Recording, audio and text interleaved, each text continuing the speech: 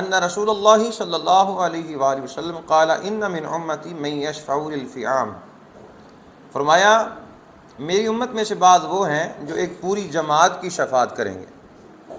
وَمِنْهُمْ مَنْ يَشْفَعُ لِلْقَبِيلَةِ، اور کچھ وہ ہیں کہ جو اپنے قبیلے کی، پورے قبیلے کی شفاعت فرمائیں گے. وَمِنْهُمْ مَنْ يَشْفَعُ لِلْأُسْبَةِ، اور کچھ وہ ہیں جو اپنے پورے کنبے کی. وَمِنْهُمْ مَنْ يَشْفَعُ لِلرَّجُلِ حَتَّى يَدْخُلُ الْجَنَّةَ، اور بعض وہ ہیں کہ ایک آدمی کی شفاعت کریں گے یہاں تک کہ ساری امت جو ہے وہ جنت میں داخل ہو جائے گی. اللہ اکبر کبیر، اللہ اکبر کبیر.